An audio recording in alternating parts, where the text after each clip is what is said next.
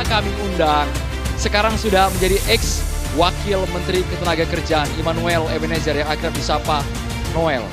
Terjerat kasus korupsi. Kalau versi KPK, ia kena OTT, operasi tangkap tangan. Tapi yang bersangkutan membantah, saya tidak memeras, saya tidak kena OTT.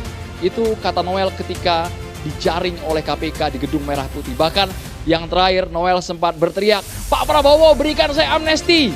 Itu yang diucapkan oleh Noel. Kami cukup kaget ketika Noel dicokok oleh KPK. Karena selama ini Noel yang biasa duduk di kursi sebelah kiri ini paling lantang. Kalau saya abuse, kalau saya korup, kalau saya melakukan penyelewengan terhadap jabatan, saya siap dicopot, saya siap dihukum mati. Itu yang dikatakan oleh seorang ex-Wamenaker. Malam hari ini kami bahas di Catatan Demokrasi. Kami juga mengucapkan terima kasih kepada BHS dan teman-teman dari Fakultas Ilmu Administrasi Universitas Indonesia. Kalian ngikutin kasus Noel?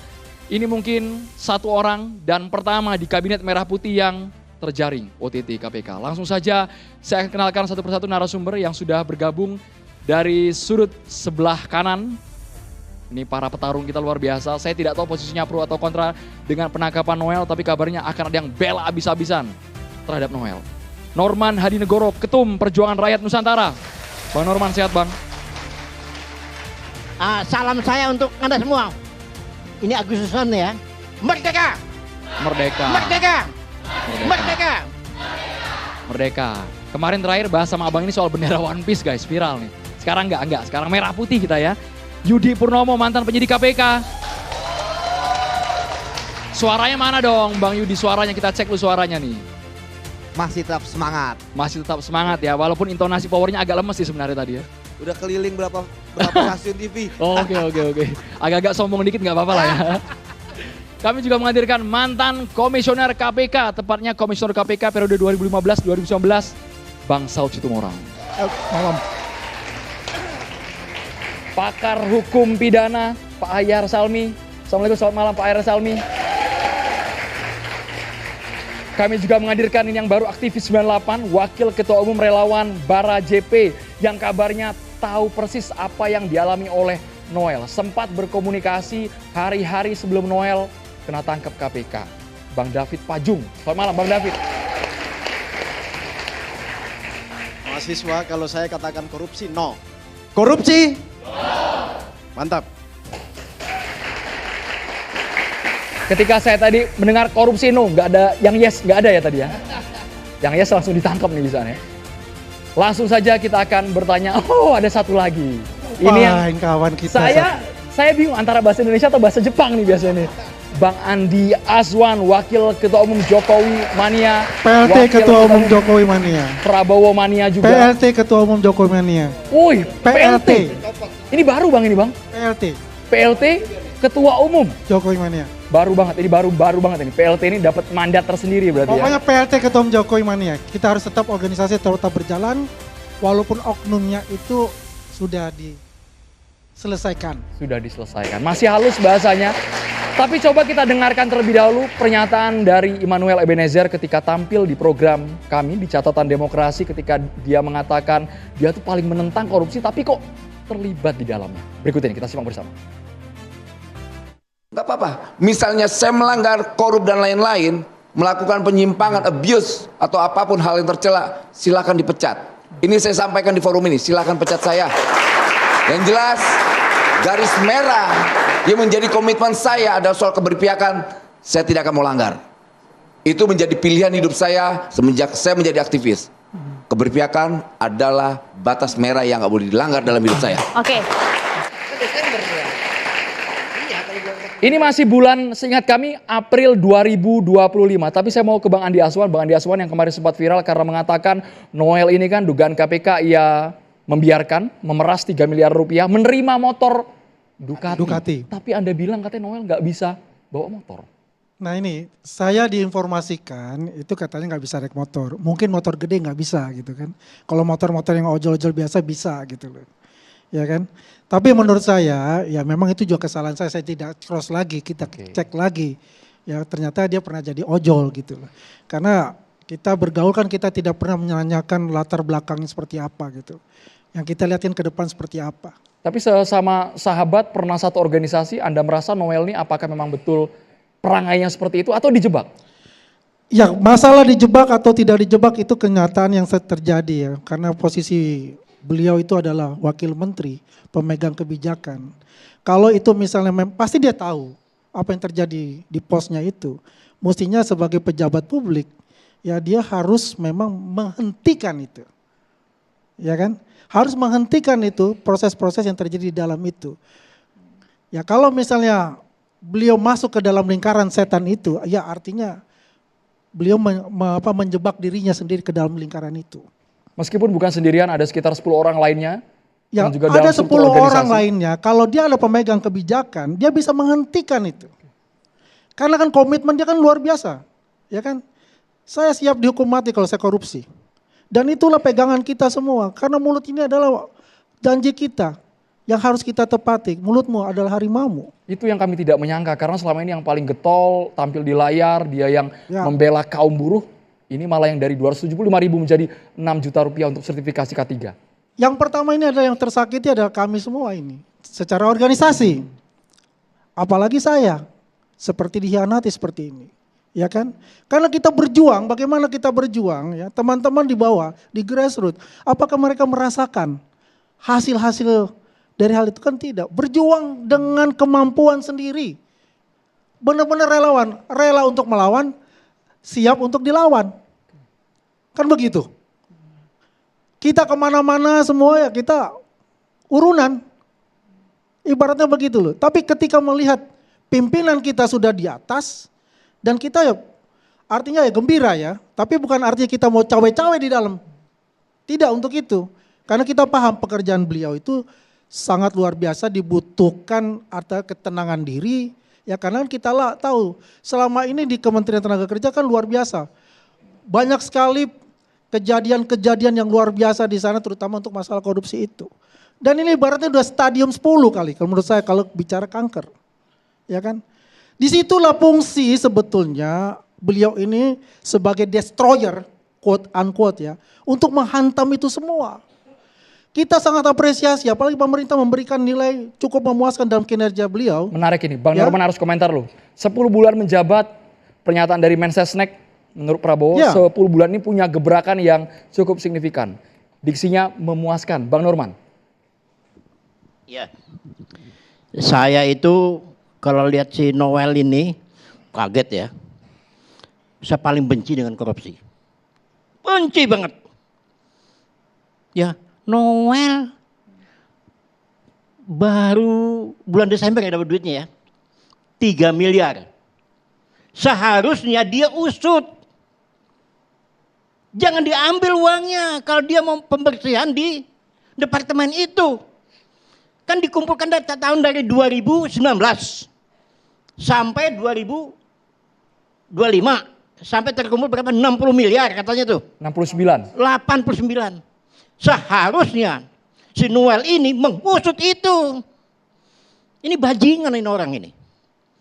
Ya. Tolong dijaga Bang, kata-katanya tolong Enggak dijaga. apa-apa. Anda kok kasar sekali sama Noel. Di depan umum saya biasa ngomong. Saya tanya kepada adik-adik, setuju enggak koruptor dihukum mati? Setuju enggak? Setuju enggak? Setuju enggak? Inilah rakyat jadi miskin ini gara-gara gini-ginian. Saya minta Bapak Presiden kita nih ya laksanakan janjinya di pemilu. Salah satu adalah memberantas korupsi, koruptor. Nah saya ingin KPK itu jangan mengusut sampai di situ aja. Berarti tidak menutup kemungkinan di tempat lain bisa seperti itu. Plafonnya berapa tuh katanya? Yang kesehatan tuh? Sertifikasi 200, K3, 275.000 menjadi 6 juta rupiah per orang, per buruh. Ini kan pemerasan ini, pemerasan.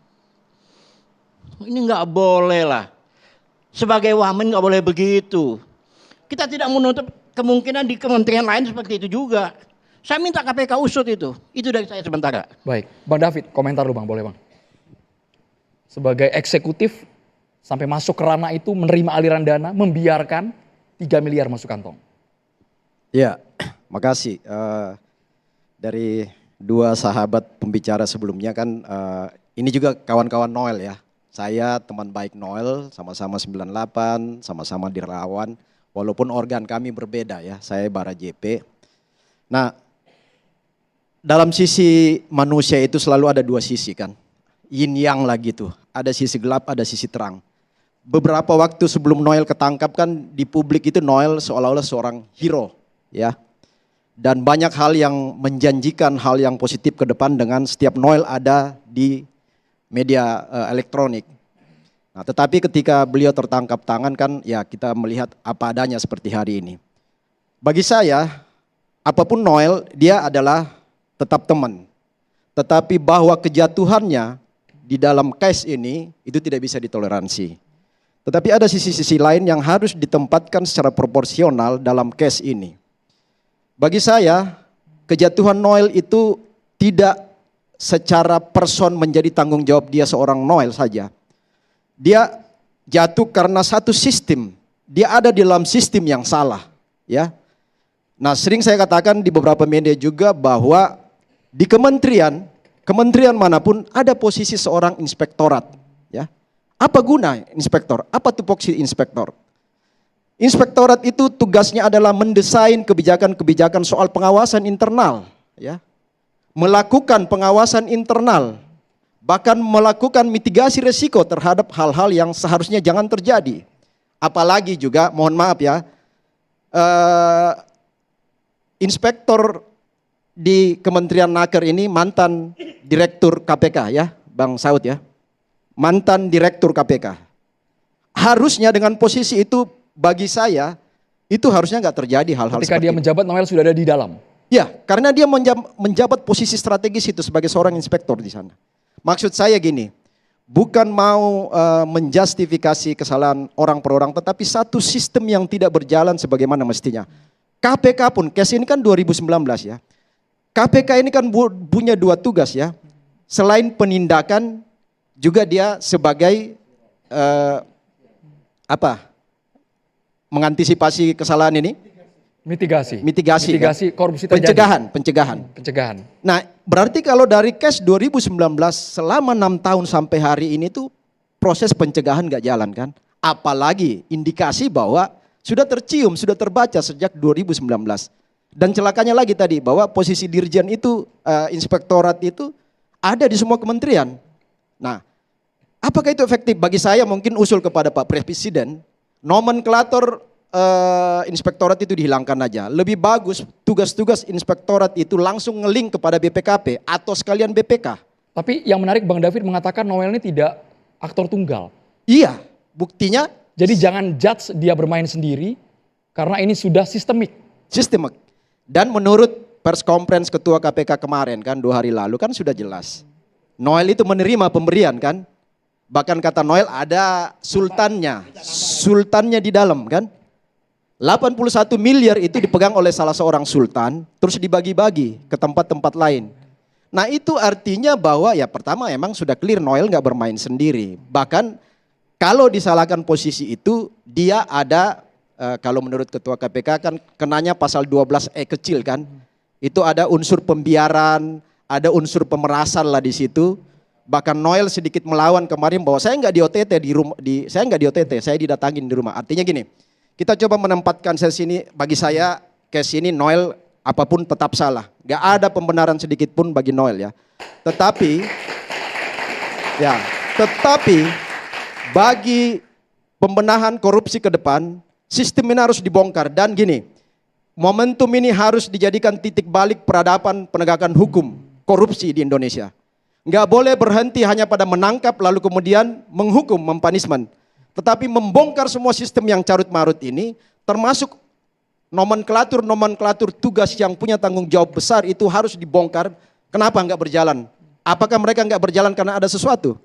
Kan itu pertanyaan besarnya. Sebelum masuk Menteri ke sistem, sebelumnya juga harus kena. Baik. Wah, ini luar biasa Karena 2019 kan. Menteri sebelumnya juga harus kena. Harus dipertanyakan mana posisi beliau selama ini.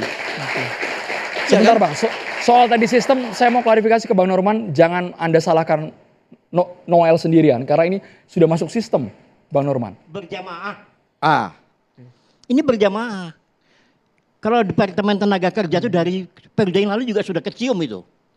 Calon masuk KPK. Tapi kok nggak jalan-jalan? Ya. Jadi ada korupsi terselubung ini. Yang pemerasan tadi ini. Dibiarkan. Seharusnya kalau niat memberantas korupsi, itu dia berantas ini. Ini dia terima 3 miliar. Tapi ngomong nggak sesuai dengan ngomongannya. Gua anti korupsi, gua siap mati. Nah mati aja lo di situ. Ya. Ya, memang berat apalagi kami. Untuk membela pun juga berat buat kami. Karena itu adalah yang merupakan dalam buku paradoksnya Pak Prabowo Subianto. Bahwa di negara kita ini, kebocoran-kebocoran yang sudah begitu besar, tidak bisa ditambah-tambah lagi. Ya artinya, apapun siap. Tanggal 16 Agustus begitu berapi-api Pak Prabowo mengatakan, biar dari partai saya, pembantu-pembantu saya, kalau udah berbicara dengan korupsi, saya akan libas. Makanya jangan so asik ya, dekat-dekat sama pemerintah. Kan begitu. Kan banyak sekali yang mengaku-ngaku dekat dengan pemerintah, jadi so asik begitu loh. Tapi kan kita lihat, Pak Prabowo ini bukan tendeng aling-aling untuk bicara itu. Siapapun akan dia libas. Ya itulah yang saya agak miris buat saya untuk itu. Biar bagaimanapun di Jokowi mania, Prabowo mania, beliau itu kan panutan kita. Bagaimana kekuatan dia, bagaimana orasi-orasi dia, membangkitkan semangat-semangat para aktivis dan juga teman-teman kita semua. Baik yang di 98 maupun yang di luar itu. Ya, untuk apa? Bersama-sama pemerintah untuk memberantas korupsi itu. Tapi yang kenyataan yang terjadi di hadapan kita sangat menyedihkan dan sangat menyesali hal itu terjadi buat kita. Karena apa?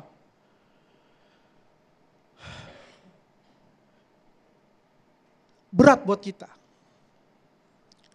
Berat buat kita terutama untuk kita dari Jokowi mania. Bang Yudi, secara timing apakah memang KPK menunggu laporan masyarakat baru bergerak? Karena dari tahun 2019 ternyata permainan serupa sudah terjadi di tubuh Kemenaker.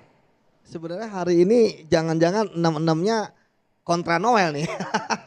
Jadi semuanya. Yang kontra angkat tangan coba. Oh kontra Noel, sepakat ya satu suara ya. Iya, satu suara hari malam hari ini. ini. Satu suara.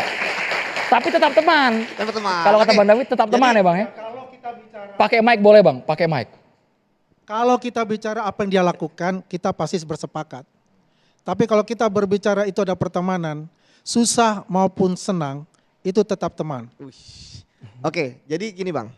Kalau kita bicara mengenai OTT yang dilakukan oleh KPK kemarin, itu saya pikir pertama itulah OTT terbesar KPK dalam periode kepemimpinan Pastio dan kawan-kawan pada periode ini.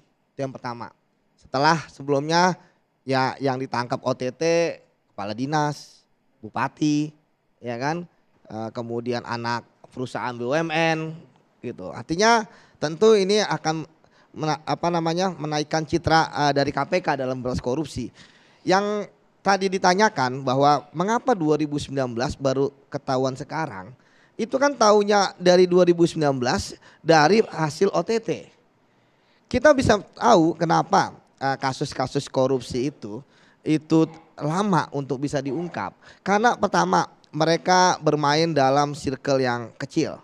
Kemudian yang kedua mereka bermain di ruang yang gelap sehingga mereka lah yang tahu sistemnya.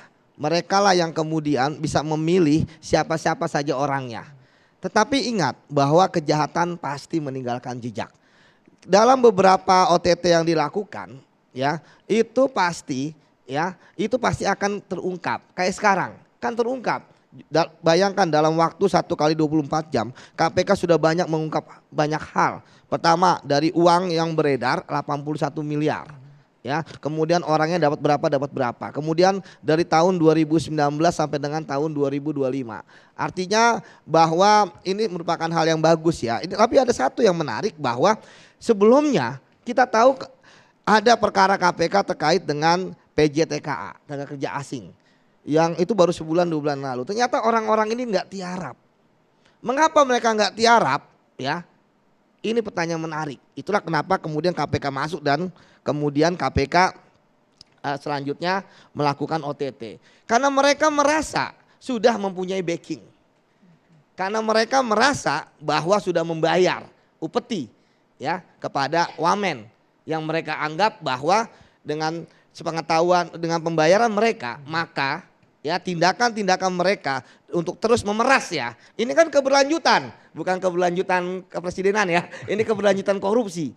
Ya, jadi mereka itu paham bahwa circle mereka kalau mau aman melakukan korupsi itu harus membayar. Tetapi yang kita tahu tadi juga sebenarnya udah Bang Adi ngomong, yang kita sayangkan adalah bahwa Bang Noel ya ketika dia mengetahui bahwa ternyata bawahannya korup ya, ternyata malah dia ikut terlibat. Dan yang membuat saya agak terkejut adalah terkait dengan Ducati ya, Bang Noel seolah-olah seorang koruptor yang profesional gitu. Betul. Kirain pro apa tadi, profesional dijawabnya. Profesional, mengapa? Karena dia memanggil Sultan ini gitu ya. Kemudian dalam perkataannya adalah, kamu kan sering main motor besar, ya kan? Kalau buat saya yang cocok apa? Itu kan bukan meminta saran, ya kan? Itu kode ya? Itu kode keras gitu kan? Ya, lu bilang ini cocok, nah lu ngasih ke gua, begitu kan? Artinya bahwa password kode, artinya kan akhirnya beliau terbiasa. Ya, kemudian kita bisa melihat dari Beliau terbiasa. Sudah terbiasa bahwa ternyata Sultan ini ya itu dia mempunyai uang yang banyak. Kirain terbiasa bermain dengan pola seperti itu. Ya, Dengan betul. cara tidak langsung minta uang tapi tidak kasar gitu. Tidak kasar, ya kan? Nah, kemudian yang paling penting adalah bahwa saat ini kan KPK mengembangkan kasus, ya kan? Alpartnya tadi dibawa, tapi ada beberapa yang kemudian masih dicari sama KPK ya, termasuk ditemukan handphone ya, yang nanti akan di digital forensik lah, percakapan-percakapan dan sebagainya. Tapi bagi saya sebenarnya yang paling penting dari Bang Noel ini ya, pertama kan ya dia sudah mengakui ya kesalahannya, buktinya dia langsung minta amnesti, ya kan? Artinya dia udah menyerah itu. Ini teriakan ketika Bang Noel minta amnesti ini. Noel yakin akan diberikan amnesti oleh Presiden Prabowo. Ini pernyataan Noel ketika digiring ke dalam mobil tahanan. Coba kita dengarkan lagi, coba bisa di play. Sampai kita dengarkan bersama. Ya, pertama Buka dulu. Kasih jalan dulu, Bang. Buka dulu. Semangat, Bang. Semangat, Bang. Bang, kasih jalan, Bang. Masuk, Bang. Ayo, Pak. Ya, jadi sebenarnya sebelum ke amnesti ya harusnya Bang Noel itu memainkan satu kartu asnya itu. Apa itu? Menjadi justice kolaborator. Karena apa? Uang ini yang 81 miliar itu masih terlalu sedikit. Kalau saya hitung itu baru 10.000 loh. Buruh loh kalau 6 juta ya. Taruhlah 13.000, 14.000 lah. Kan buruh itu kan 1 jutaan di Indonesia. Nah sekarang kalau Bang Noel mau membuka ya dari siapa saja dia menerima, itu yang pertama. Yang kedua kan gini, ketika Bang Noel menerima ya, saya merekonstruksikan berdasarkan pengalaman saya ya, ketika dia menerima sesuatu pasti dia akan sebagai wamen, ini menterinya dapat atau enggak. Nah saya nggak tahu nih di KPK dapat nggak. Dugaan Anda menterinya tahu dan dapat atau enggak? Sesaat lagi dijawab. Ya, okay. Kita harus jeda di Catatan Demokrasi pemirsa. Kami tidak tahu sebenarnya suasana kebatinan Noel ketika berada di KPK karena sempat menangis juga. Apakah dia menyesal, apakah dia telat menyesali perbuatannya atau seperti apa. Tapi menurut Bang Yudi tadi, Noel ini bermain sendiri. Yang atasnya itu tutup mata, tahu atau enggak Bang Yudi Purnomo? Ya, kalau kita mau objektif kan sebenarnya operasi tangkap tangan KPK ini itu blessing in disguise ya. Itu kan pertama itu kan kalau saya baca dari Kompes kan pertama terkait dengan orang-orang terkait dengan sertifikasi K3 ini. Ya. Kan ada deputi, ada dirjen, ada direktur, ada koordinator, ada ASN di bawahnya. Ya, ada 8 orang plus 2 orang yang merupakan perusahaan jasa konsultan ya atau calo itu gitu ya. Namun kemudian ya dari perkembangannya ya kan dapat nih OTT, barang bukti dan sebagainya. Ternyata entah siapa ya yang kemudian membuka ya bahwa mereka ya menerima uang-uang dari pemerasan ini bukan hanya mereka yang menikmati, tetapi Bang Noel juga. Makanya kenapa Bang Noel kan bukan dalam proses OTT yang kemudian berhasil dibongkar ini. Tetapi Bang Noel adalah bagian dari OTT karena dari OTT tersebut ternyata ditemukan ada tindak pidana. Jadi ketika dikatakan itu bukan OTT, itu OTT. Akhirnya ketahuan kan bahwa dia memang menerima di bulan Desember. Tetapi dia adalah bagian dari OTT. Makanya kan bisa ditangkap, disambar ke rumahnya ya. Kemudian ditangkap dan kemudian selanjutnya ditahan. Nah ini yang menarik ya, bahwa penyidik pada saat itu berarti tidak menemukan ya ada bukti ke menteri di saat 1 kali 24 jam ya. Artinya Noel aja dapat ya. Artinya kan tentu ini yang harus menjadi tanggung jawab moral KPK juga ya, bahwa seorang wamen tidak mempunyai kewenangan legal formal wajar yang sebesar menteri.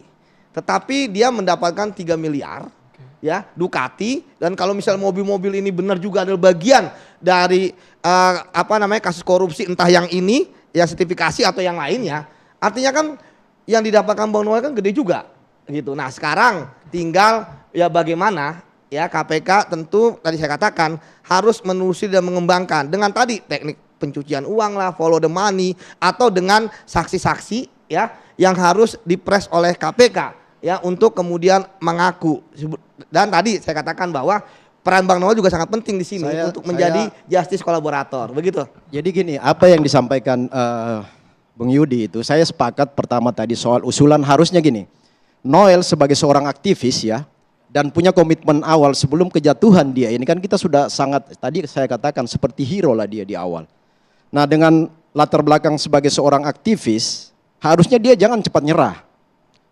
Dia harus memanfaatkan dirinya ini sebagai martir untuk membongkar semua kes-kes besar, minimal menjadi pilot project pembongkaran kasus korupsi di kementeriannya.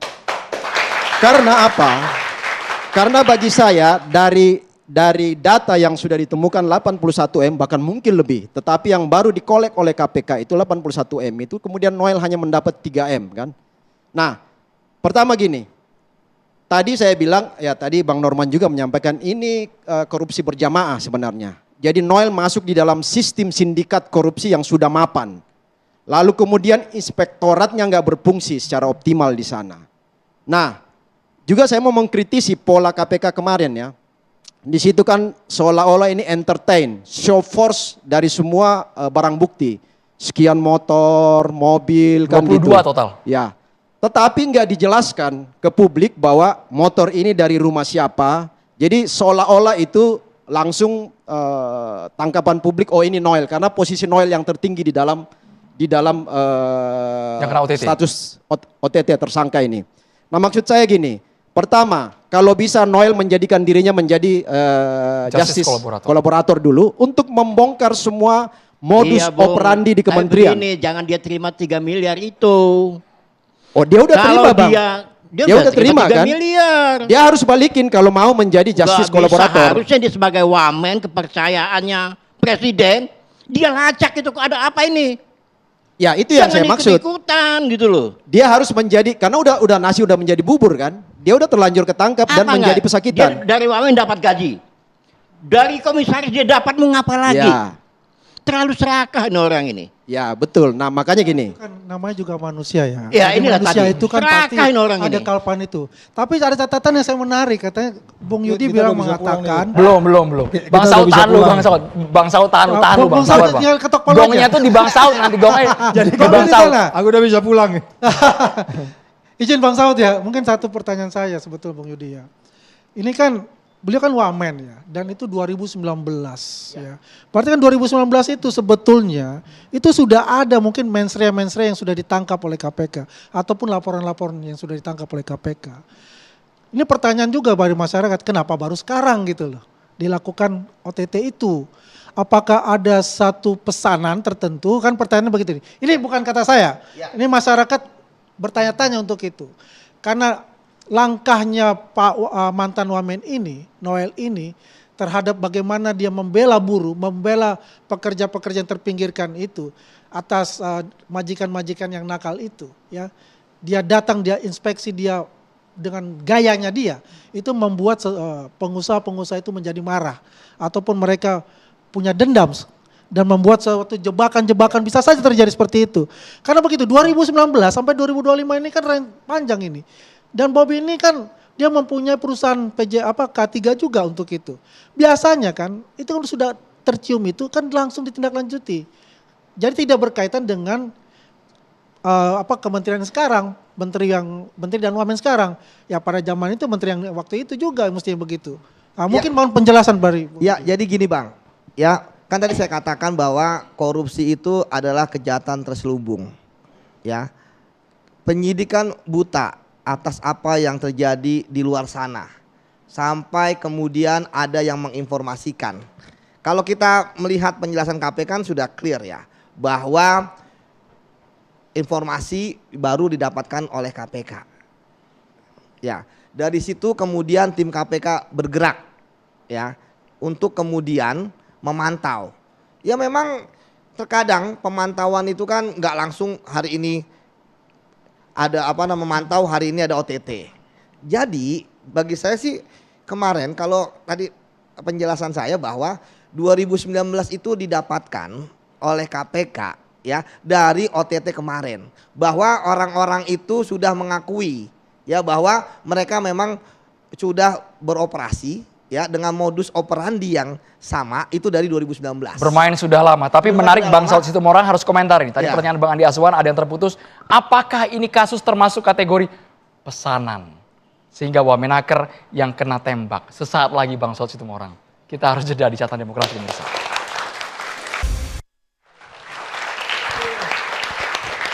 Kita akan menunggu jawaban Bang Saud Situmorang apakah ada indikasi ini merupakan kasus pesanan sehingga KPK terkesan gerak cepat. Tapi terlebih dahulu Bang Saud, kita punya cuplikan ini pernyataan dari Presiden ke-7 Joko Widodo yang meminta mari kita ikuti proses hukum dalam kasus Noel. Ya, saya sangat mengapresiasi kerja baik dari KPK dan kita semua harus menghormati proses hukum yang ada. Bang Saud Situmorang, apakah betul ini ada indikasi ke arah pesanan? Ini hanya sebuah entertainment tadi bahasanya Bang David? Sebenarnya Yudi harus ngejelasin Yud. Oh yes. Kamu itu nge-OTT itu dari mana Yud informasinya Yud? Ya kan Yudi harusnya ngejelasin. Jadi maksud saya gini loh. Ini bukan satu kolega, ini kok saya yang lempar iya. Yudi kan biasanya nerima perintah dari gua. Jadi kalau udah ada bapak nggak berani saya Pak. Jadi gini biasanya kan nanti kalau saya agak ada kurang clear ya Yudi jelasin. Jadi OTT itu kan sebenarnya ada sesuatu peristiwa pidana terjadi. Jadi nggak akan ada pernah OTT tanpa ada peristiwa pidana sebelumnya. Jadi ada peristiwa pidana sebelumnya. Nah kemudian peristiwa pidana ini udah pultoid delik terjadi, benar terjadi. Terus kemudian tuh dilaporkan ke KPK oleh seseorang. Nah seseorang ini bisa istrinya, pengalaman ada istrinya. Istrinya sendiri? Iya di kamar banyak duit dikirim tapi ini memang karena mungkin ngelencer kemana-mana. Dilaporin sama istrinya ke KPK. Yang laporin bisa temannya sekerja, bisa saingannya, bisa lawan politiknya, bisa orang yang gak suka sama dia, apalagi segala macam bisa terjadi. Atasannya bisa? Yo bisa, kenapa enggak? Kalau nggak bisa diomongin, dia laporin ke KPK. Ada kejadian begitu kok, bandel banget tuh orang gitu kan. Jadi, nah kalau kita bilang politisasi, could be happen, bisa terjadi juga. Jadi artinya kalau dalam bahasa yang tadi itu bisa jadi juga, jangan-jangan menterinya juga udah tahu juga. Bisa jadi juga laporan dari dia, bisa aja gitu loh. Karena gini, kalau kita dia mulai dilantik Oktober, kemudian katakanlah peristiwa pidananya terjadi Januari Februari, yang menyangkut orang lain katakannya Yud, bukan tidak ada langsung. Kemudian lapor ke KPK, mulai disadap, muncul nama dia ya kan Yud. Nah jadi kemudian ini terjadinya belum lagi setahun dia kan. Berarti kan informasinya cukup lengkap. Yudi ini paling pusing kalau dalam informasi sampai 2 tahun baru OTT. Ini baru berapa bulan ya Yud? Ya informasinya lengkap gitu loh. Baru 10 bulan menjabat Bang. Terus siapa yang lapor yang lengkap? Yudi yang lapor. Istrinya yang lapor. Ya orang-orang sekitar itu. Orang luar nggak mungkin rasanya Bang? Ya bisa jadi juga kalau ruangannya kawan itu disadap ya bisa juga kan. Informasinya dari mana. Jadi maksud saya gini loh. Ketika kemudian peristiwa pidana terjadi di dalami, kemudian dia terus ngambil juga, terjadilah OTT itu kan gitu ya. Jadi persoalannya kembali lagi, kalau kita bicara apa yang disebut-sebut oleh Noel selama ini, bla bla bla bla bla bla bla bla bla, itu pakai teori lain lagi. Makanya saya ke KPK itu nggak pernah bawa satu teori, semua teori dibawa. Teori psikologi dibawa, teori organisasi dibawa. Teori organisasi untuk kasus ini aneh loh ini. Ini orang yang katanya Sultan ini coba cek pelajari, udah berapa lama dia di situ? 2022-2025 seingat kami menjabat menjadi koordinator. Hanya berapa bulan dia jadi Sultan, lu bayangin apa yang terjadi di sana. Teori organisasinya kayak gimana tuh, ya kan? Kalau kita bicara teori korupsi, ini baru menarik. Noel menjadi seperti ini bisa karena greedy, bisa karena opportunity, bisa karena need. Ya need katanya kan mau perbaiki rumah tuh, ya enggak? Sudah pernah jadi komisaris, Bang. Iya, need-nya tuh kurang kali bangun rumahnya mau berapa Deposito banyak, kata Bang Noel pernah ngaku di sini. Pokoknya bisa karena need, baru environment-nya, lingkungannya. Nah, environment ini sekarang yang asumsi saya begini loh. Semua orang itu biasanya datang dengan baik ke dalam satu tempat. Iya dong, didoain ibunya juga ya kan. Nah, baik-baik ya, berangkat dia baik-baik. Tapi environment-nya kacau balau. Kenapa saya bilang kacau balau? Anda bisa bayangkan nggak? Yang namanya Omnibus Law itu ada 17 atau berapa puluh undang-undang diganti. Omnibus Law-nya itu diganti, tahu nggak namanya? Undang-undang Cipta Kerja. Lu bayangin bro, kenapa sampai dikasih nama Undang-Undang Cipta Kerja? Karena itu ada kaitan dengan persaingan, ada kaitan kepastian ekonomi, ada kaitan dengan investasi, segala macam ada di situ. Termasuk keselamatan, kenyamanan, kemudian kemampuan kita bersaing, masuklah yang disebut Undang-Undang Cipta Kerja. Noel yang harusnya mengerti itu ketika dia menjadi seorang menteri yang menangani tenaga kerja. Jangan-jangan dia nggak pernah baca itu Undang-Undang Omnibus Law itu. Kan gitu. Jadi sekali lagi, oke, itu sudah terjadi, bagaimanapun bahwa orang harus bertanggung jawab, iya kan? Nah nanti sesi lain saya bisa membahas bagaimana dia harus bertanggung jawab. Sesi ini aja Bang, langsung Bang, masih ada durasi kita, masih aman. Maksudnya gimana tuh? Harus bertanggung jawab tuh gimana? Apakah menerima hukuman? Iya, enggak, ini kan maksud belum saya apa-apa gini. sudah minta amnesti. Iya maksudnya gini loh, ini udah masuk amnesti nih kalau gitu. Masuk. Jadi pada tahun 1700 ada serombongan orang dikirim dari Inggris ke Australia. Itu bekas curi sepatu, kadang-kadang curi jarum, dikirim ke Australia. Kemudian orang itu di sana lama-lama keturunan itu jadi perdana menteri bro. Ini bisa terjadi Emmanuel. Dari kalau driver Pak ojek Prabowo online bikin satu pulau, kemudian dia dikirim di sana, kemudian pulau itu berkembang, Noel suatu saat bisa jadi gubernur juga di wilayah itu. Maksud gue, lo hati-hati kalau sudah orang bertanggung jawab. Hati-hati kalau orang sudah bertanggung jawab. Ada ribuan orang di luar sana yang harus dipenjarakan oleh Yudi loh. Belum bisa kita penjarakan ini. Karena by definition, karena by definition indeks persepsi korupsi kita kan 37. Kalau 1 sampai 100, lu kasih 37, berarti kan ada 70 orang lagi di luar nih. Hati-hati loh. Nah itu makanya kita bangga karena presiden tiap hari teriak anti korupsi. Jadi kalau kita katakan mau harus maksimal hukumannya silakan. Tetapi ketika Noel sudah bertanggung jawab. Kira-kira berapa tuh Bang? Nanti Bapak pengen tahu aja nih. Pasal 12E kecil ya Yudi lebih paham. Berapa itu pasal itu? Sekarang asasnya mau maksimal atau apa itu nanti pasti minimal. Kalau 4 sampai 20 ya. Tapi kita lihatlah nanti bagaimana. Kalau maksimal hukuman mati ya? Enggak ada. Enggak masuk ya? Karena itu pasal 23 itu. Ya. Oke gitu Andrew. Terima kasih. Cukup. Sebentar. Belum selesai Bang. Enggak, soalnya apakah ada dugaan menteri sebelumnya? Bayarannya cuma sekali ngomong. Menteri sebelumnya atau menteri yang sekarang menjabat, mereka tahu sebenarnya ada permainan ini yang puluhan miliar uang panas mengalir di dalamnya. Bro, sangat common sense. Kamu kalau orang belajar cepat, maka teori itu kan ada teori 100 hari, teori 90 hari. Nggak mungkin menteri 30 hari atau 90 hari dia nggak tahu kondisi di dalam itu. Demikian juga Noelnya sendiri. Orang yang belajar cepat. Koruptor tuh belajar cepat tau nggak? Bukan orang bodoh koruptor itu, nggak ada koruptor pinter ya koruptor? Iya dong. Pinter ngibulin maksudnya? Iya, jadi belajar cepat dan menterinya juga harus lebih cepat dong. Nah, itu yang saya bilang, sekarang ini semua kementerian ini kan ada wakil menteri.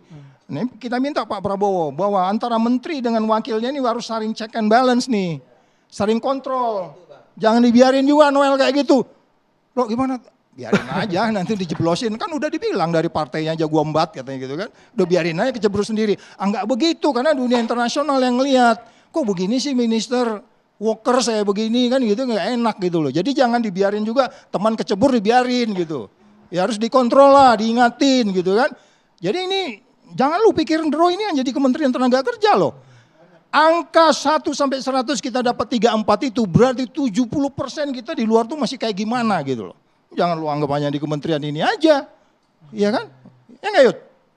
Jadi kalau Pak Saud Ini Ayo, antara mewakili Wadi sekarang. rekan kerja saling lempar-lemparan bola nih. Jadi kalau waktu itu Pak Saud yang memimpin Expos, ketika yang ketangkap hanya sekelas wamen, kita penyidik pasti dicecer.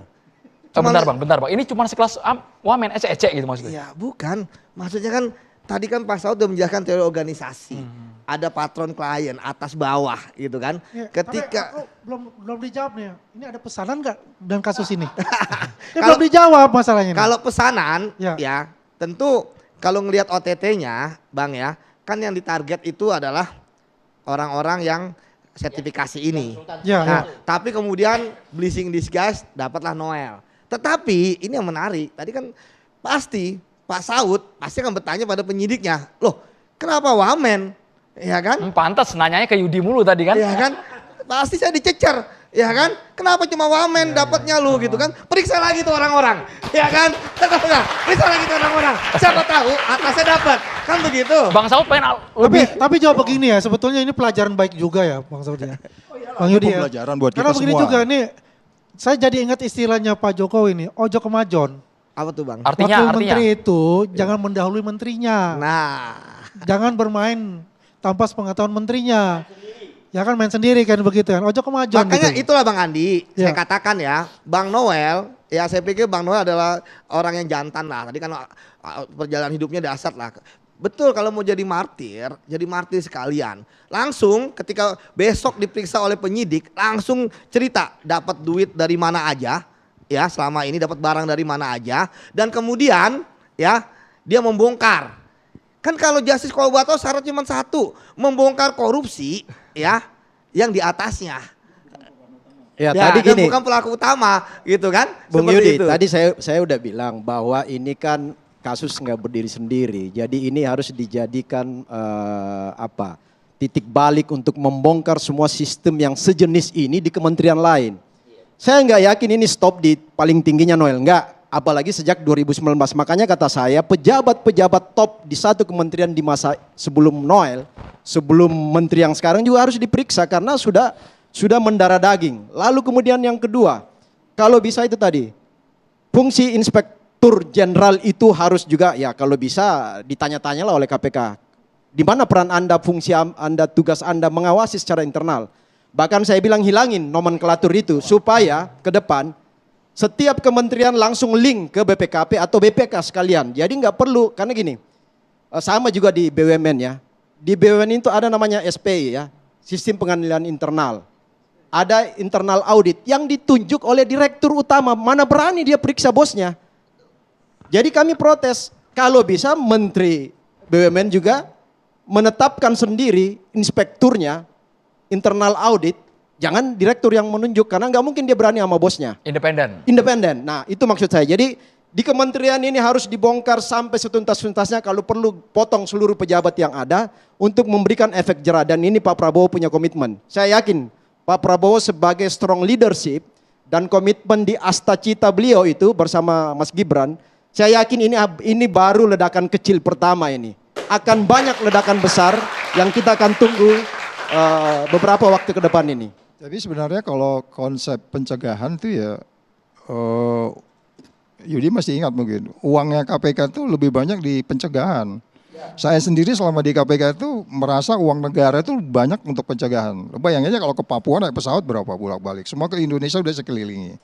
Jadi maksud saya ada banyak model-model pencegahan, termasuk bagaimana aparat pengawas internal pemerintah, APIP itu kan, yang tadi udah disebutkan bahwa APIP ini kadang-kadang kan cuma nanya, agak berbeda kalau di KPK. Saya diperiksa sama staf temannya Yudi nih, ketika saya diperiksa oleh temannya Yudi, temannya dia meriksa saya karena salah ngomong di TV, gara-gara Andrew mancing gue ngomong, ya kan?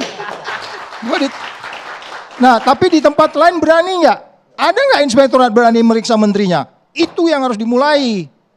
Itu yang harus dimulai. Karena dia digaji untuk meriksa menteri dan wakil menterinya gitu. Bang, jadi Noel ini saya bilang hanya orang yang apes ya. Banyak pelaku-pelaku yang sama di tempat Apes tapi lain. nerima, Bang. Ya, artinya gini. Apes karena ketangkap. Ya, Banyak yang asumsinya lebih gede, tapi nggak asumsinya ketangkap. Noel itu datang dengan kebaikannya, tapi lingkungannya kumuh kan gitu. Ah. Ya kira-kira itu maksud saya. Kalau lingkungan kumuh teorinya. artinya bisa lebih banyak jumlah yang harusnya kena OTT, bukan hanya 10-11 Bukan, orang. Yudi kan udah bilang tadi uangnya itu kekecilan sebenarnya itu bisa lebih gede lagi uangnya. Kalau kita main analisis bisa dong. Ini bukan nuduh kan. Bayangin ini dari 200 ke berapa 6 juta, berapa ribu Dari tenaga 275.000 ke 6 juta rupiah. Kita nggak bicara dari Aceh sampai Papua lah gitu. Jadi makanya mobilnya kurang banyak, jangan-jangan gitu. Jadi bisa bikin showroom. Jadi gini, terkait dengan Inspektorat Jenderal Bang ya. Memang kita harus objektif bahwa Inspektorat Jenderal itu dia tidak akan mampu untuk bisa membongkar kasus jika yang terlibat adalah atasannya. Kalau dia membongkar ASN golongan bawah, wah diiris-iris itu kan.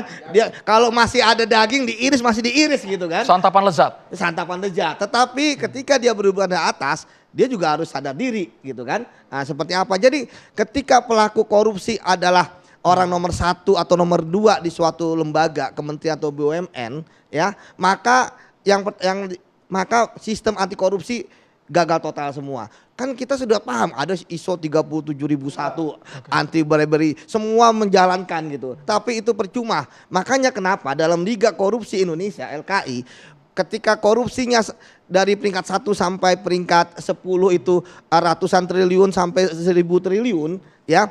Itu terjadi karena apa? Begitu banyaknya kenapa? Karena pelakunya pasti ada direktur utama kalau BUMN. Ya, artinya sistemnya nggak berjalan. Tetapi tadi saya katakan, tapi sistem itu akan berjalan ketika yang menyuap itu adalah golongan bawah selesai, dapat seperti itu. Jadi memang inilah kendala dalam pencegahan korupsi bahwa ketika pelakunya adalah orang atas, ya maka tidak akan berfungsi sistem pencegahan. Tapi dalam kasus Noel menarik nih, Bang. Bang Saud atau Bang Yudi bisa menanggapi. Noel ini kenanya pemerasan, bukan penyuapan.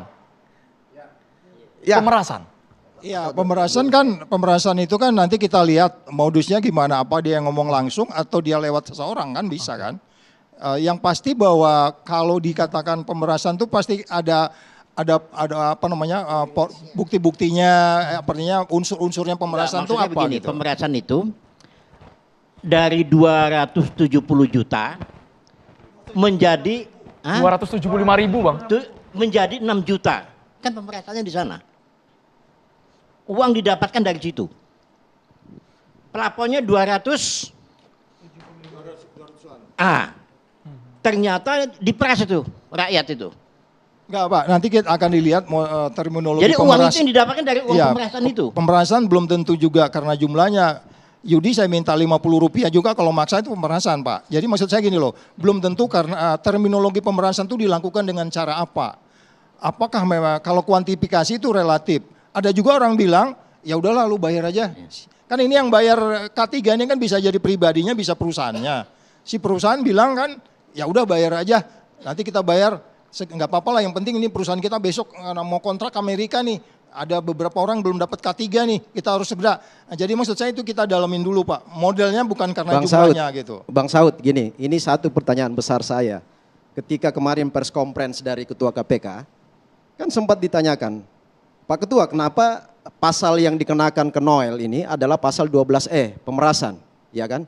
Nah di pikiran saya gini, kenapa enggak pasal suap misalnya?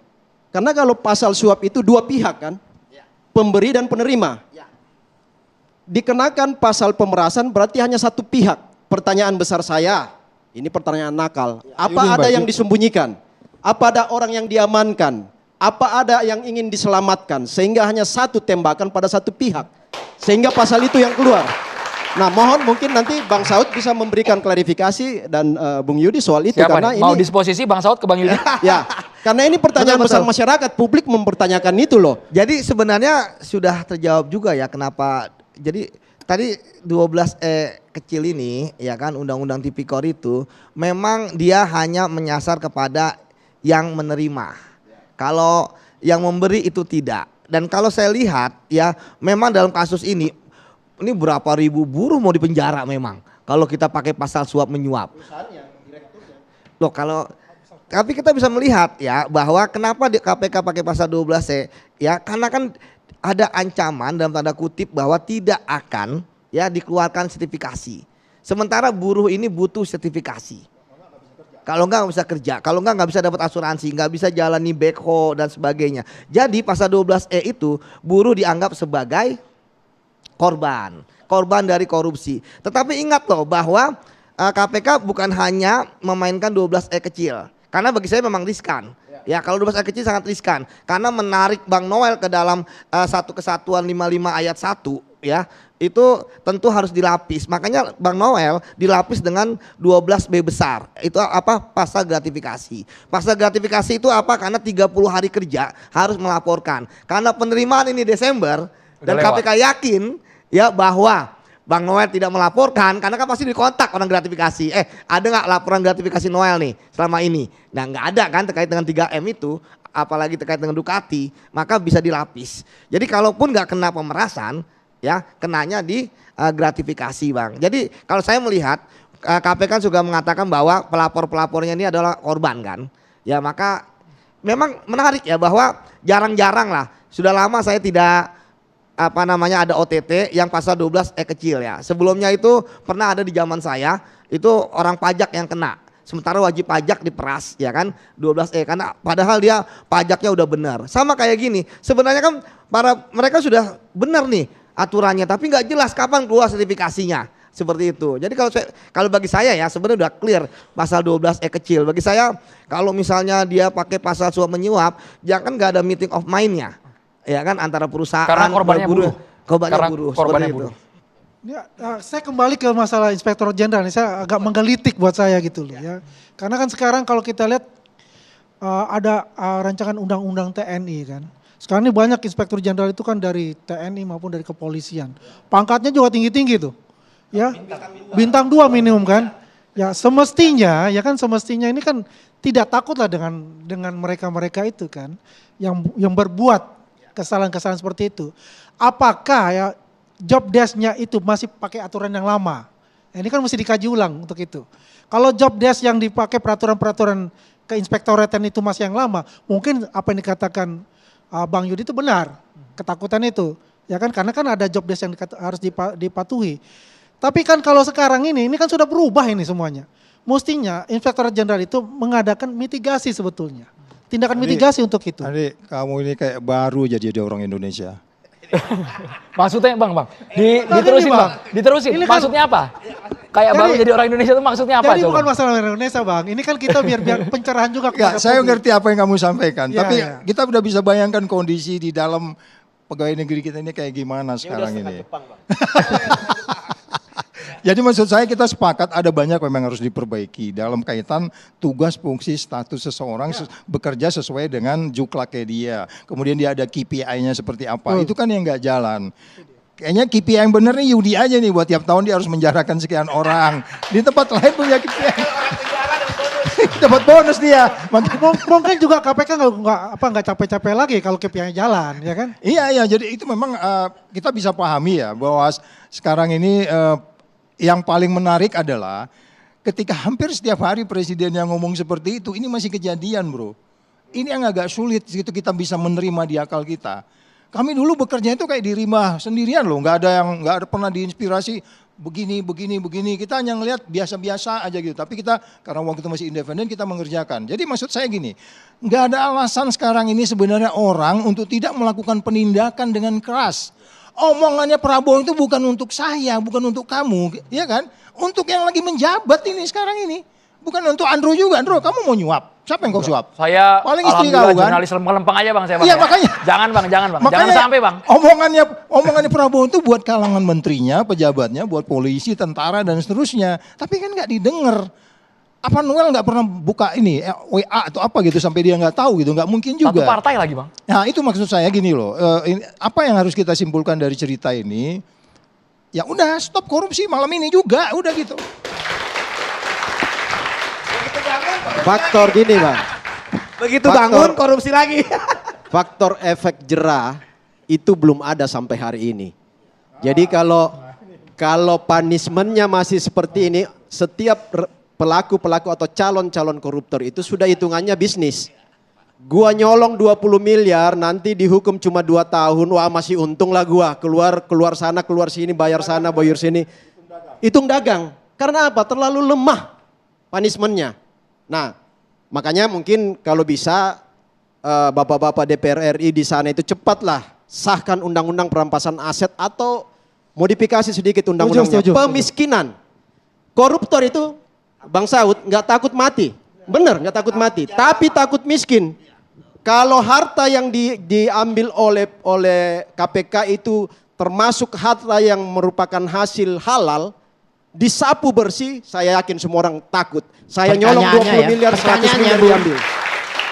Pak Presiden itu sudah minta 3 tahun yang lalu ke DPR. Kok sampai sekarang nggak pernah dikabulkan itu? Pak Ahyar Salmi harus menjawab Nah, ini kita efek tunggu Pak. jerahnya apa bagi para koruptor Oke, Pak yang Ahyar. makin merajalela di tanah air. Sesaat lagi hanya di Catatan Demokrasi, pemirsa. Kepada pakar hukum pidana Pak Ahyar Salmi, sepertinya teman-teman mahasiswa dari Universitas Indonesia ingin bertanya kepada Pak Ahyar. Silakan, Mas Atif. Baik, selamat malam Pak Ahyar. Kenapa enggak di kampus saja? Anda suara harus dijelaskan kemanapun Pak. Perkenalkan saya Atif Yahya dari Fakultas Ilmu Administrasi. Dan mungkin dari diskursus tadi saya terpantik beberapa pertanyaan Pak. Bagaimana kemudian kita melihat tadi ada diskursus mengenai pemerasan dan lain sebagainya. Yang mungkin yang menjadi pertanyaan saya ketika terjadi lonjakan dari yang tadinya ratusan ribu menjadi jutaan rupiah. Itu kan kemudian memantik ketika nomenklatur yang digunakan adalah pemerasan dan juga tadi ada penyalahgunaan wewenang. Pertanyaan saya mungkin Pak cukup sederhana Pak. Apakah memang ketika nomenklatur itu dipasangkan, justifikasinya hanya premis tersebut saja, lonjakan dari ratusan ribu menjadi jutaan, atau memang pada dasarnya harus dibuktikan dengan adanya aliran dana? Mungkin sederhana saja Pak. Terima kasih. Pak Ahyar, silakan Pak. Terima kasih. Saya kenapa enggak di kampus saja ya? Sama-sama UI, Ini bro. pertanyaannya susah benar saya untuk menjawab. Harusnya saya yang duduk di situ, kamu yang di sini. Iya, kita ingin melihat, kalau menurut saya pasal yang diterapkan oleh KPK 12E tentang pemerasan itu sudah sangat tepat. Kenapa? Di dalam izin ini nggak mungkin orang yang ingin mencari izin dia akan menyerahkan uang begitu beratus kali lipat, nggak mungkin. Di dalam aparatur sipil negara kita, di negara kita kecenderungannya itu adalah kalau bisa dipersulit, kenapa dipermudah? Kalau bisa diperlama, kenapa dipercepat? Sehingga menyerah orang itu, seolah-olah dia menyerahkan diri untuk dimangsa. Walaupun menurut saya, katakanlah dari orang itu yang menyerahkan uang, saya melihat, dia menyerahkan uang itu tidak dengan sukarela, dia menyerahkan uang itu dengan terpaksa. Paksaan itu tidak harus selalu fisik, bisa juga psikis. Seperti tadi dikatakan, dia butuh sertifikat K3. Nggak bisa bekerja kalau nggak ada sertifikat. Nah oleh karena itu nggak ada jalan lain. Ini mereka pintar, ini sudah pemain ini. Sudah berurat berakar, sudah turun-temurun itu di situ. Mereka memainkan, masuk ke dalam perangkap itu sebenarnya mereka ini. Oleh karena itu menurut saya, KPK tetap. Karena tidak ada, Bung Yudi tidak mengatakan, meeting of mind-nya itu di dalam suap itu harus ada. Ada kesepakatan kedua belah pihak. Kedua belah pihak berkeinginan untuk melakukan itu. Kalau ini tidak, dia diam saja, dia perlama, mau nggak mau ini mangsa ini tadi akan mendekat, menawarkan uang. Walaupun itu yang terjadi menurut saya tepat untuk diterapkan pasal 12E ini oleh KPK. Selanjutnya, Bung Andro, ini persoalan izin ini tadi, pada tahun 80 ketika Pak Sudomo baru keluar dari Cendana, seingat saya, beliau menghadap Pak Soeharto memberikan penjelasan pers di saat itu. Ada sekitar 6 sumber korupsi. Yang pertama itu adalah pengadaan barang. Yang kedua itu adalah mengenai masalah pajak. Kemudian adalah persoalan bea dan cukai. Kemudian adalah masalah perbankan. Kemudian adalah pembangunan fisik, ya, fisik, proyek. Yang keenam adalah masalah izin. Jadi izin ini sumber korupsi. Tahun 80, 45 tahun dulu, Pak Sudomo sudah memberikan warning kepada bangsa Indonesia, hati-hati, ini sumbernya korupsi. 45 tahun belum selesai-selesai juga. Di mana tempat izin yang tidak ada korupsinya? Coba kasih tahu kita. Mungkin tentu ada. Tumbuh suburnya gitu Pak? Sangat suburnya. Ini luar biasa. Mengenai masalah izin ini tadi, mau nggak mau orang kan memerlukan izin itu untuk bisa melakukan suatu aktivitas, bukan? Nah ini yang mereka permainkan. Oleh karena itu jahat sekali menurut saya. Apalagi terhadap Bung Noel ini ya, saya ada beberapa kali rasanya satu forum dengan beliau. Saya terkesima, kagum. Ini adalah anak muda yang idealis, bright, berani ngomong, bahkan sampai bisa gebrak meja bukan. Kemudian dia juga anti korupsi, dia setuju terhadap hukuman mati terhadap koruptor. Itu yang saya luar biasa, ini harapan, apalagi seorang aktivis ya, aktivis tahun 98, salah satu tuntutan mahasiswa tahun 98 itu adalah, Bung David ya, pemberantasan KKN. Nah tahun 98 itu saya Pudek 3, urusan kemahasiswaan di Fakultas Hukum UI. Saya ada di Salemba di saat itu. Pembakaran terjadi luar biasa dahsyatnya. Ini yang kita perjuangkan berdarah-darah. Ternyata Bung Noel yang orang di lapangan yang mengatakan hukuman mati terhadap koruptor yang begitu idealis menurut saya, ternyata musibah menimpa dia. Saya kaget juga. Nah oleh karena itu menurut saya pasal 12E ini ancaman pidananya ada 2. Penjara seumur hidup dan kedua penjara sementara. Penjara sementara itu 1 hari sampai 20 tahun. Itu sementara namanya. Nah itu sementara. Iya itu bisa kita lihat nanti di dalam Undang KUHP yang lama itu pasal 12 itu. Jadi saya berharap Bung Noel ini kan tidak mungkin juga seorang wakil menteri. Saya yakin sering rapat dengan Pak Prabowo. Pak Prabowo yang berapi-api mengatakan pemberantasan korupsi sampai ke Antartika akan dikejar. Ikut retor itu Pak kemarin Pak? Ya itu kan. Ternyata di ruangan sidang, ruangan rapat beliau ada pelaku yang diduga, yaitu azas praduga tidak bersalah harus kita tegakkan kan. Ada. Nggak perlu jauh-jauh ternyata Pak Prabowo harus kan. Nah oleh karena itu saya juga apresiasi terhadap Pak Prabowo, begitu cepat beliau mengeluarkan pemberhentian dia dari wakil menteri. Ini harus kita apresiasi.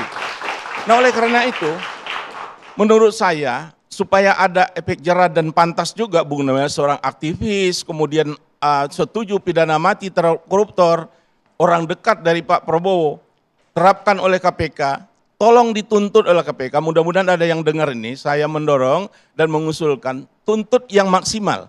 Yang maksimal dalam pasal 12E itu adalah seumur hidup. Seumur hidup. Mungkin itu terjadi pada Noel, Pak Ahyar? Iya, justru itu kita dorong. Bukan hanya untuk Noel ya?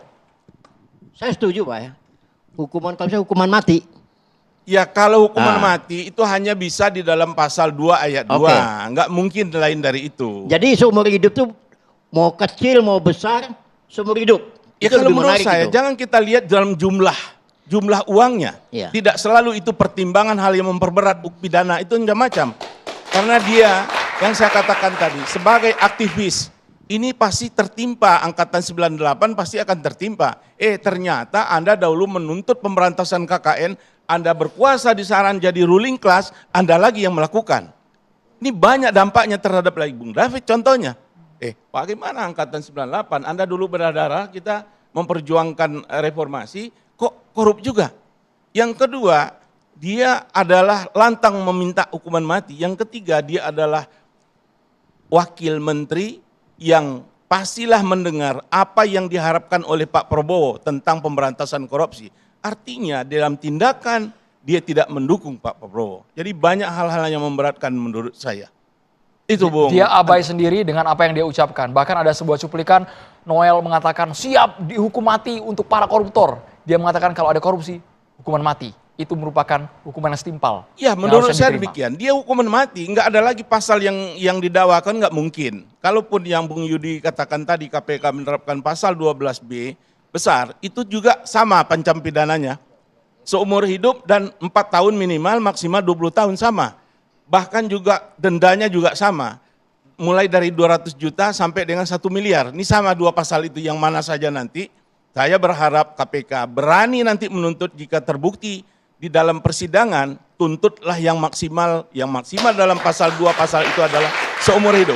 Berarti teriakan Noel ketika digiring ke mobil tahanan, Pak Prabowo berikan saya amnesti, itu tidak mungkin terwujud. Justru itulah ya menurut saya juga agak heran. Bung Noel kenapa menangis di saat itu, meminta sambil menangis tentang masalah remisi, amnesti. Nah, mengenai masalah ini, saya usul kepada Pak Prabowo, jangan dikasih.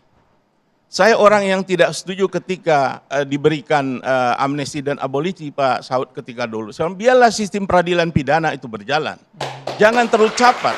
Karena abolisi dan amnesti ini adalah jelas sarana politik. Karena persetujuan aja dengan DPR. Pertimbangan lebih banyak politik ketimbang masalah hukum. Kompromistis sekali? Ya itu nggak tahulah kita dunia belakang politik ya, tapi itu pertimbangannya pertimbang politik ketimbang hukum. Kalau yang hukum itulah adanya namanya ya mungkin remisi yang lain itu. Nah, jangan kalau ini diberikan oleh Pak Prabowo mengenai masalah remisi terhadap Noel, ini Pak Prabowo akan dicibirkan oleh masyarakat kita. Dia bilang nih omon-omon saja akan keras terhadap koruptor, tetapi Bapak kasih lagi. Cukup menurut saya pengalaman dari 2 tokoh kita yang kemarin itu diambillah hikmahnya. Siapa? Hasto dan Tom Lembong. Dengan Pak Tom Lembong ya. Kalau Pak Tom Lembong kan agak spesifik kasusnya ya. Itu abolisi. Kalau ini yang amnesti. Amnesti itu kan orang terbukti bersalah. Ini belum ingkrah kok sudah diberikan amnesti. Itu pertanyaan juga saya. Ambil hikmahnya di situ. Jangan diulang lagi, nanti akan dicibirkan oleh masyarakat. Oh kalau kayak begini ini omon-omon. Ini yang harus dihindari oleh Pak Prabowo menurut saya. Bang Saud, komentar lu Bang, boleh Bang? Ya pastilah kalau saya sih dari dulu juga saya declare kok saya anti hukuman mati. Anti hukuman mati Iya, Bang? saya anti hukuman mati. Karena gini, hukum itu bukan dilakukan dengan dendam, itu satu. 2, ternyata itu juga nggak akan menyelesaikan kalau kita bicara hukuman mati. Tadi kan udah bicara maksimal, ya kan. Nah, tadi kan udah bicara contoh kasus orang jauh-jauh nyuri sendal dikirim dari Inggris ke Australia gitu kan. Itu kan udah hukuman yang cukup berat itu. Hari ini aja sebenarnya buat keluarga dia itu udah berat banget, buat anak-anak udah berat banget. Aku nggak ada punya konflik of interest sama ini ya, sama Noel ini ya. Tidak ada kepentingan secara personal. Tapi Andrew, kamu bisa bayangkan nggak kalau Yudi lagi meriksa orang, di meja saya itu ada sebesar gini, ada monitor segede gini nih, segede gini. Gue liatin aja tuh, saya liatin. Kalau orang di OTT itu, saya sedang membayangkan apa ada di pikiran orang nih. Kadang-kadang ditawarin roti sama Yudi, nggak dimakan gitu ya, sampai ngasih apa nggak mau gitu. Kau itu udah berat itu, dan itu udah, saya pikir dia udah menebus dari, aku udah bilang tadi di luar tuh masih banyak orang loh. Di luar sana masih banyak orang. Saya nggak ada hubungan sama ini ya, nggak ada kepentingan pribadi sama. Tapi maksud saya, apakah memang kita harus menghukum orang dengan dendam? Kemudian Garuda kamu gantung aja di atas itu, Ketuhanan Maha Esa. Oke, di bawah ada keadilan sosial, ini nggak adil, ini ngerampok. Tapi kamu nggak boleh pisah-pisahkan sila 1, 2, 3, 4, 5 itu. Ya, ini sudah merupakan satu pembelajaran buat dia dan buat kita semua. Persoalannya adalah, apakah kita mau melakukan tata kelola? Apakah kita harus menghasilkan Noel-Noel baru? Kemudian KPK dengan bangganya melakukan OTT. Gua nggak bangga dengan OTT. Kita pernah bikin double OTT Youth. Nggak naik indeks prestasi korupsi. Gua doublein OTT hari itu dari 15 ke 30 ya udah. Itu angkanya hanya di 37. Jadi buat orang asing juga OTT itu nggak menarik. Tapi kalau lu larang OTT lu kejam, nggak bisa. Kan ada seorang menteri datang itu. Apa itu OTT? Hentikan. Emang lu siapa? Bang Saud. Nggak bisa itu, karena itu OTT itu sudah proses peristiwa pidana yang sudah pultoid. Jadi kita harus pakai teori dipisah-pisah gitu loh.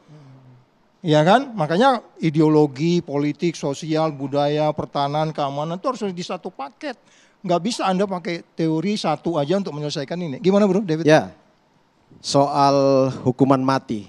Yang pertama, korupsi ini kan 1 dari 3 kejahatan extraordinary crime, kejahatan luar biasa. sebuah kejahatan luar biasa, dia nggak bisa diberikan punishment biasa-biasa aja, tetapi juga harus extraordinary punishment. Jadi hukumannya harus luar biasa sehingga ada efek jerah. Nah, tiga kejahatan luar biasa ini, satu itu adalah kejahatan ideologis yang lebih banyak ya di teroris. Di situ diberlakukan hukuman mati dan sudah banyak kan yang menjadi korban. Kasus bom Bali di Poso, Palu, ya. Itu hukuman mati karena memang ideologis. Tetapi soal kemaruk harta ya, Greedy. Kejahatan narkoba itu karena apa? Duit. Kejahatan korupsi itu karena apa? Bukan ideologi. Duit. Orang-orang yang mindsetnya soal kemaruk harta itu nggak bisa diselesaikan dengan cara ideologis membunuh mereka. Nggak takut mereka. Yang takut adalah ketika dia dimiskinkan karena tujuannya adalah kaya raya secara cepat. Maka solusinya adalah yaitu tadi, undang-undang perampasan aset atau dinaikkan tingkatnya undang-undang pemiskinan. Karena apa? Kalau dia punya harta korupsi 10 miliar, terus yang diambil oleh negara itu habis lebih 50 miliar semua aset dari langkah-langkah usaha halal, mereka akan ketakutan, yakin. Karena apa? Anak, cucu, istri, suami, apa segala macam, keluarga itu akan pertama malu, yang kedua akan miskin. Tapi kalau dibunuh, dia pikir, bunuh aja gua, tabungan ada saya untuk anak istri.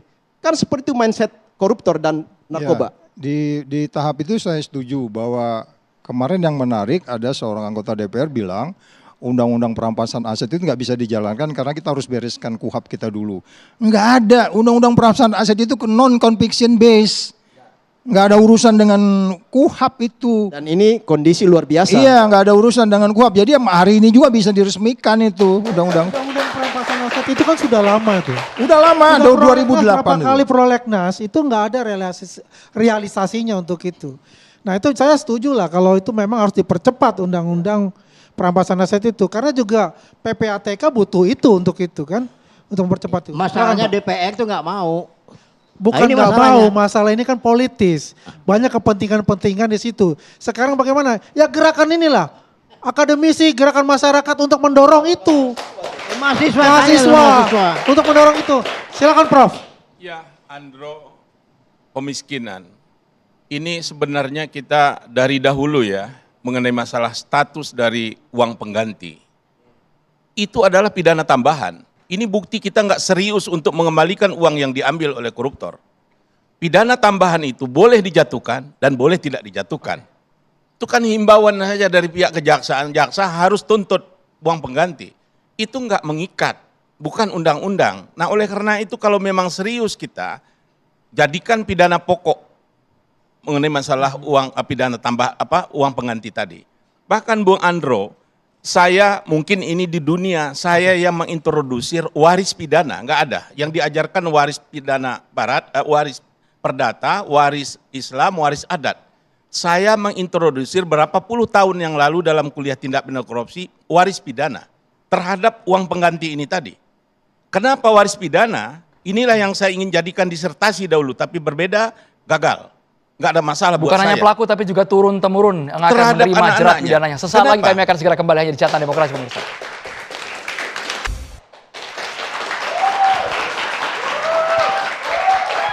Satu kata untuk Noel Bapak-Bapak. Mahasiswa. Korupsi. Lawan. Bang David.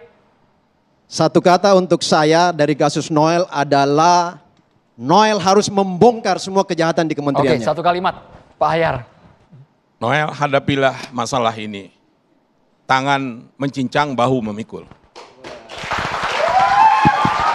Ya, keadilan, kebenaran dan kejujuran itu harus ditegakkan. Itu aja. Maju terus KPK, kami mendukungmu. Rakyat miskin kena korupsi. Kita berantas korupsi. Setuju? Terima kasih banyak BHS Catatan Demokrasi, teman-teman dari Fakultas Ilmu Administrasi UI. Terima kasih sudah hadir dan juga menyuarakan. Kita harus terus lawan korupsi. Ada yang mengatakan Noel itu the real perintis. Tapi sangat disayangkan di ujung tersandung kasus korupsi. Saya Andromeda Mercury, terima kasih, selamat malam. Sampai jumpa.